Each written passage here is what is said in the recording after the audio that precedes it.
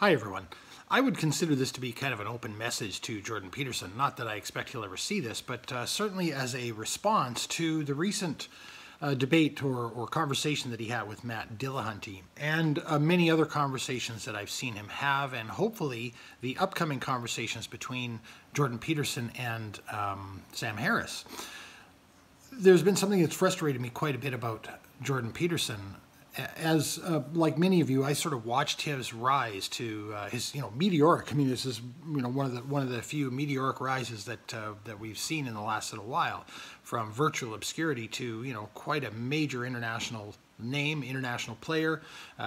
Getting interviews all over the place, spreading his message all over the place. Most of which I agree with. In general, at least a lot of stuff I think is very positive. A lot of people misconstrue some of the things that Jordan Peterson says about clean up your room, and there's idiots on the internet who think he actually is talking about tidying up a physical room, which I mean, no doubt he actually is in some ways, but of course that's a metaphor for cleaning up your life, for getting your act together, for straightening up things that you really, I think most of us already kind of know. We're kind of already aware of some of our shortcomings and some of the areas where we fall short out of laziness or anxiety or fear or something like that.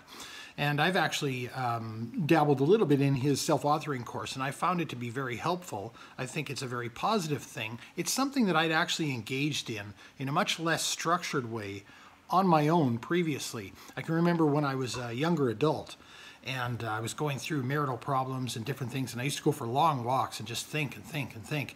And I came to the point where I started journaling some of the stuff that I was thinking, and I started going through a lot of these same kind of things, less structured way, with regards to analyzing my past, analyzing my present, analyzing my decisions, analyzing where I would like to go, and of course, what do I think is going to, what are the decisions that I can make that I think will lead me towards the future that I wish to have. These are all very positive.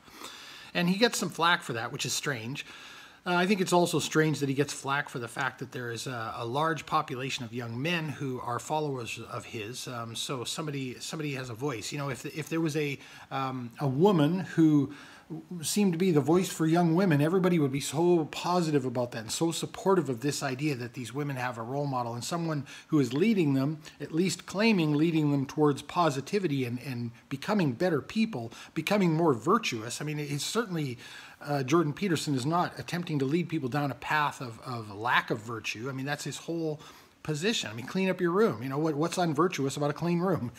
Anyway, but the one thing that's bothered me quite strongly about Jordan Peterson, it's actually twofold. One is his lack of willingness to pin down his own views on religion, on his belief in God, on Christianity, or whatever it might be that he actually believes in. He will obfuscate and he will dance around that question like no one I've ever seen. Yet, he continues to talk about the values of Christianity and all of these archetypes. I think this is a guy who's spent too much time in the past. In other words, he's too well-read. Sometimes people can be stuck in their own head, and I think in some ways that's the problem with Jordan Peterson.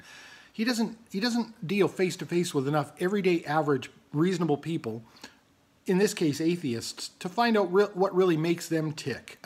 Most of us haven't read Dostoevsky and are not all that concerned about all these archetypes that he thinks are so important and are so, I mean, and maybe they are to a large group of people, I don't know. They certainly aren't to me, and he speaks of these things as though they are absolutes, which of course, if it's an absolute, one outlier would disprove the absolute. The other thing that bothers me about his his whole sort of God thing is that that he puts so much faith in it, but he's not really held to task to demonstrate that it's an accurate representation of the nature of our existence.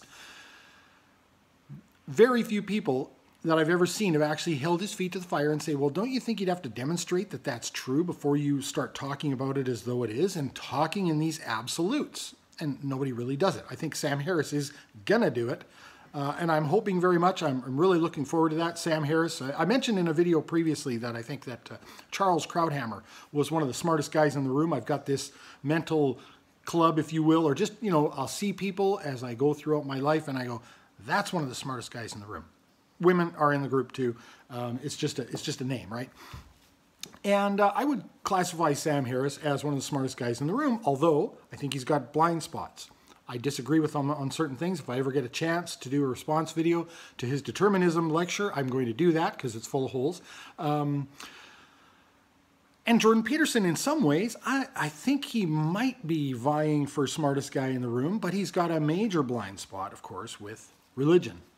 And very few people hold him to task on that. And one that disappoints me the most is actually Stefan Molyneux. I've got kind of an interesting relationship, not a relationship, but an interesting position, I guess, on Stefan Molyneux. He's got a lot of good things to say. In a lot of ways, he's very rational. He is very philosophical, and in a lot of ways, he's got a lot of blind spots, just massive ones around women. I mean, just listen to some of his videos. You'll get this idea very quickly what he actually thinks about women. And he can deny that if he likes, but you just have to listen to the videos, and he'll talk about the women's traits very, very often, and the majority of them are negative.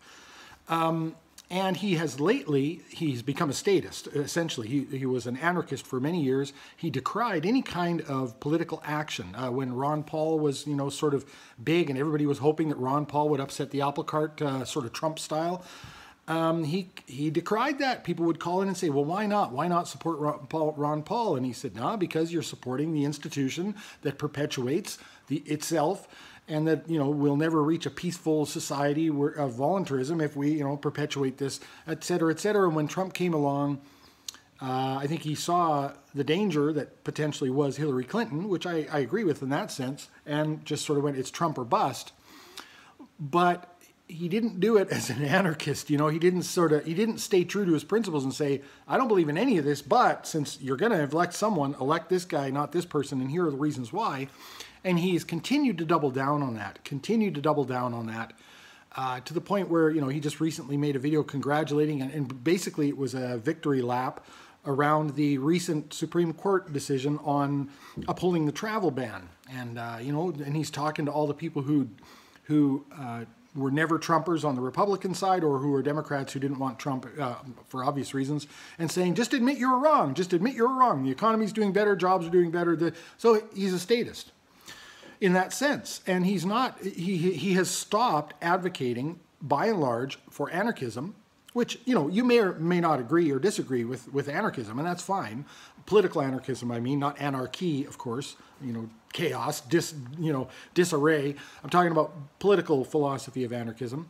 But I think to be held to any kind of, if anyone's going to take you seriously, you really ought to be consistent with your own principles. And that doesn't mean that you could not congratulate Trump on certain things and say, hey, in this paradigm, this is actually a good thing. However, I disagree with the paradigm. You know, you could do that because I've said before, I'm kind of an armchair anarchist. In other words, I comply with all laws. I know I'm in a statist society, and I think voluntarism is better. However, I recognize that true anarchism, political anarchism, is never going to happen in my lifetime. I've made peace with that, and that's the way it is.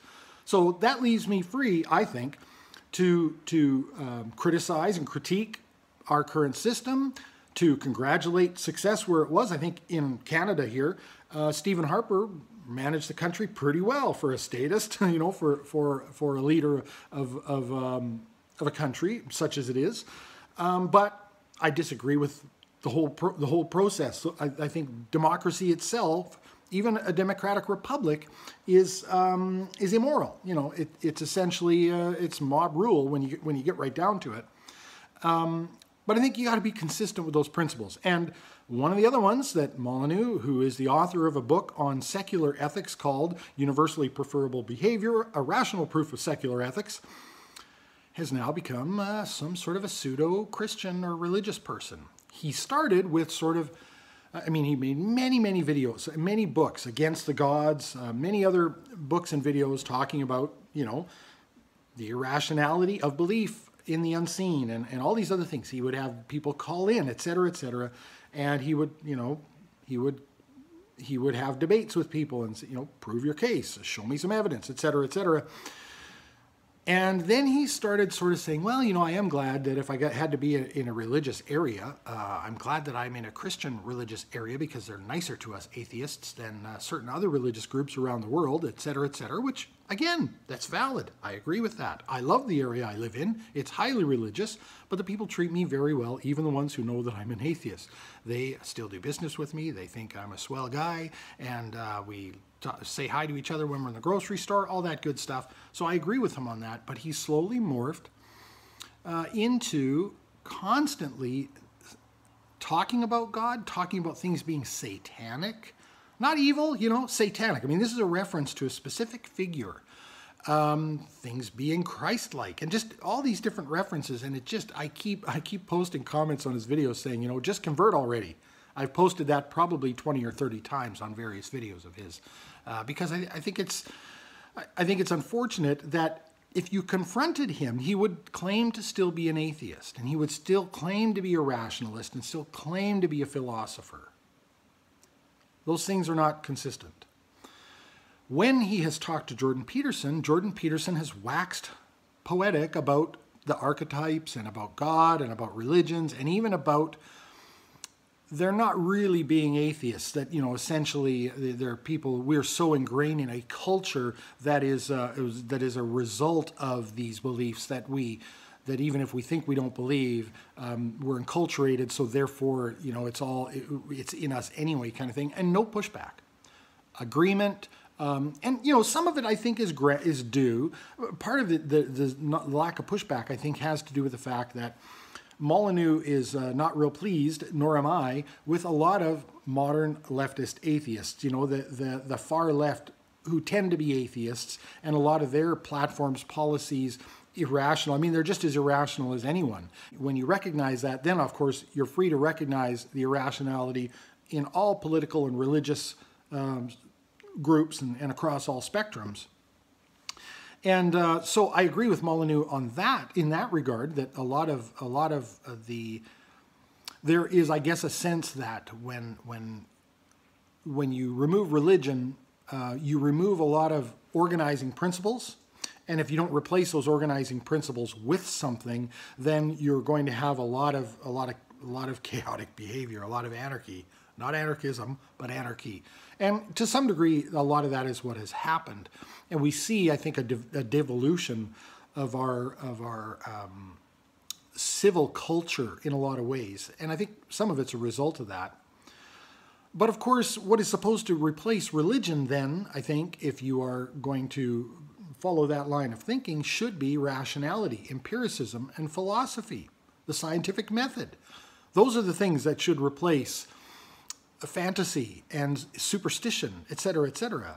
And I don't know why